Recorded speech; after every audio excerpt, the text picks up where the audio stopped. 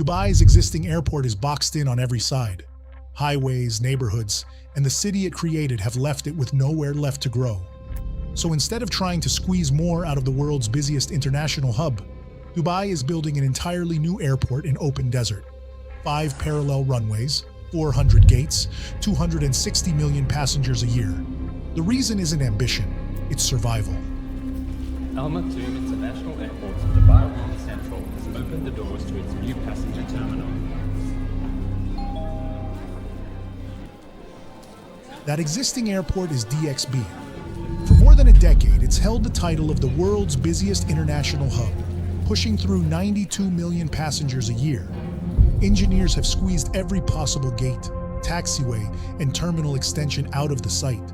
There simply isn't more desert left to pave. And for Dubai, that's not just an inconvenience. Aviation accounts for more than a quarter of the entire city's economy. Every delayed expansion, every capped gate, is a ceiling on growth itself. Dubai's entire identity was built on being the place planes go through to get anywhere else on the planet. If it can't keep expanding that role, it risks handing the title to someone else. Think about what DXB actually is today. It isn't just a terminal complex. It's the reason a tiny fishing and pearling port on the Gulf turned into one of the most recognizable cities on the planet in under half a century. Every hotel tower, every artificial island, every luxury mall was built on the assumption that millions of transiting passengers would keep landing and keep spending. Cap the airport, and you quietly cap the entire growth model underneath the skyline. That decision already happened. 40 kilometers away in open desert, construction is underway on the airport meant to replace DXB entirely. That's where Al Maktoum International Airport comes in. And the scale of what's planned here is almost hard to process. The site itself covers 70 square kilometers, roughly the footprint of an entire small city, built to process 12 million tons of cargo every year. The price tag sits at $35 billion. Once every phase is complete, this becomes the single busiest airport on the planet, by a wide margin. But numbers alone don't capture what Dubai is actually trying to build here. The terminals designed by the architecture firm Koop Himmelby Tate Dite aren't meant to look like typical airport infrastructure at all. Sweeping steel canopies will stretch over open-air concourses filled with gardens, waterfalls, and natural light. Passengers stepping off long-haul flights won't walk through sealed fluorescent corridors. They'll pass through spaces cooled by natural airflow, framed by palm trees and water features. It's less an airport terminal, and more an attempt to turn the arrivals hall into a destination in its own right. Here's the part that makes Al Maktoum different from almost anything else being built in aviation right now. It isn't meant to just be an airport. It's the anchor of an entirely new city called Dubai South, planned around it from the ground up. That city is designed to eventually house more than 1 million residents, people who will live, work, and fly, all without ever leaving the district. But an airport and a city aren't enough on their own to justify $35 billion. What turns this into a genuine economic engine is everything being built around it. And the airport doesn't sit alone in that district either. A few kilometers away is Jebel Ali Port, one of the busiest seaports on Earth, moving more than 15 million containers a year. Beside it sits the Jebel Ali Free Zone, home to over 10,000 companies. Soon, Etihad Rail will thread through the area too, linking the airport directly to Abu Dhabi and Sharjah. Put those 3 pieces together, and you get something the aviation industry rarely sees. A single logistics triangle where a shipping container can move from a cargo ship onto a train and into the belly of an aircraft, all within hours instead of days. Sheikh Mohammed bin Rashid put it simply: the world's airport, port, and urban hub rolled into one. Seen from above, this isn't an airport expansion. It's an attempt to engineer an entire economy out of empty sand. Most airports get built, and the city grows around them afterward, almost by accident. Dubai is trying to reverse that entirely, planning the housing, the schools, the free zones, and the rail lines before a single long-haul flight ever touches down. It's less an airport project with some real estate attached, and more a city-building experiment that happens to have runways at its center. That's the plan on paper. What almost killed it is the part most people never hear. Construction on Al Maktoum actually began back in 2007, right as Dubai's growth looked unstoppable. Then the global financial crisis hit, and the whole thing nearly died in the sand. Funding dried up, work slowed to a crawl, and eventually stopped altogether.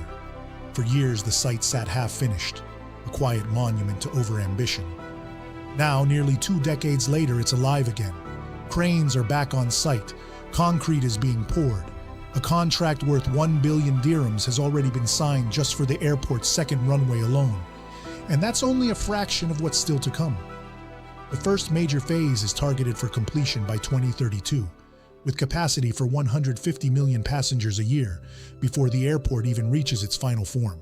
The switch from DXB won't happen overnight either. It's designed as a slow migration. Cargo and maintenance operations move first, then Fly Dubai and regional carriers follow. Only in the final stage, sometime in the mid-2030s, does Emirates, Dubai's flagship airline, make the full move to Al Maktoum. DXB itself won't be abandoned.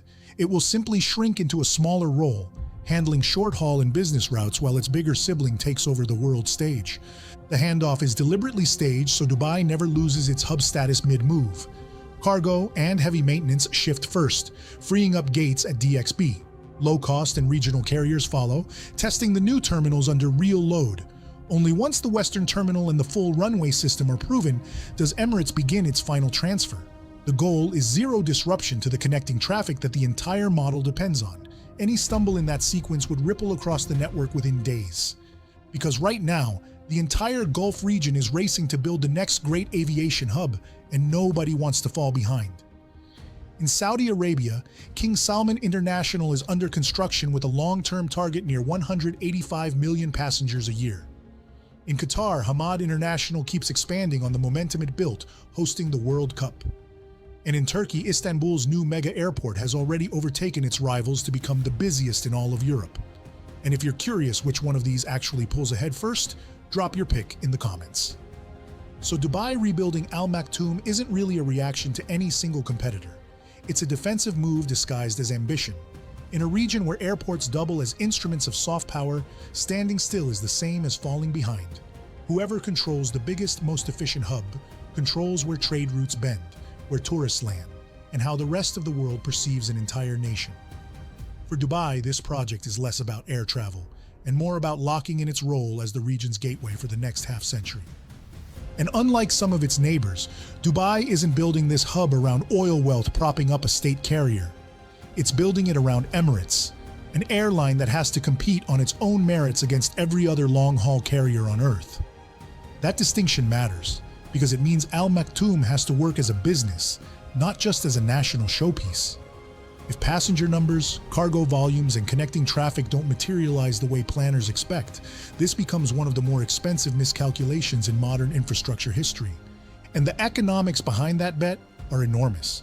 Aviation doesn't just support Dubai's economy.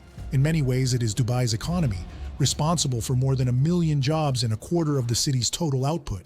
Every additional million passengers who pass through translates into billions more, spent on hotels, retail, tourism, and trade. But Al Maktoum isn't only about flights either. The desert land surrounding it is being carved up into free zones, logistics parks, and entire residential communities, all designed to feed value back into the project. In effect, Dubai isn't just building one city around this airport. It's building two. One centered on the new hub, and another forming out of whatever DXB becomes once its role shrinks. That double bet is what makes the numbers so large, and what makes the risk so real. Of course, a project this size doesn't come without real risk. Building a mega airport in one of the hottest climates on the planet means staggering energy demands just to keep terminals cool, powered, and supplied with water. Engineers are designing systems meant to recycle energy and cut carbon output, hoping to make Al Maktoum one of the more sustainable large-scale airports ever attempted.